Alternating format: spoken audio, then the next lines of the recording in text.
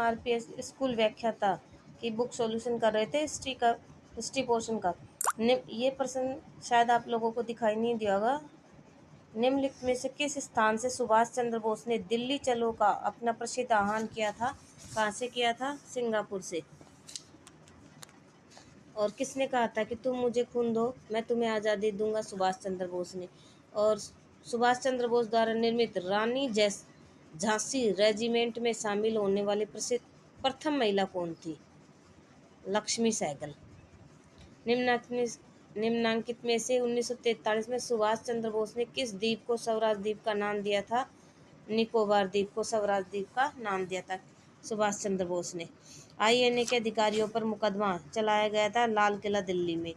निम्नलिखित में से किसने 1946 में लाल किले में आज़ाद हिंद फौज के सिपाहियों के प्रसिद्ध मुकदमों में उनकी पैरवी के लिए वकीलों के समूह की अध्यक्षता किसने की थी? भूलाबाई देसाई ने।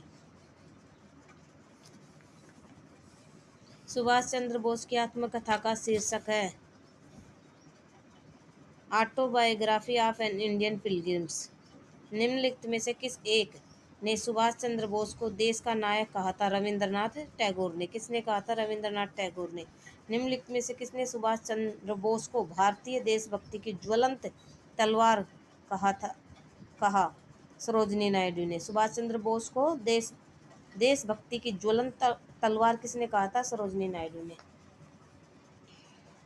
23 जनवरी 1948 को सुभाष चंद्र बोस के लिए कहा था कि हमें उनका अनुकरण करना चाहिए। सुभाष चंद्र बोस एक महान देशभक्त थे। उन्होंने अपना जीवन देश पर न्यौछावर किया। संकीर्णतावाद और जाति भेदभाव के लिए उनके लिए कोई उपयोगी नहीं थे। एक महान समान व्यवहार करते थे। महात्मा गांधी ने। होम रूल लीग के दो प्रमुख नेता कौन थे? तिलक और एनी बेसेंट।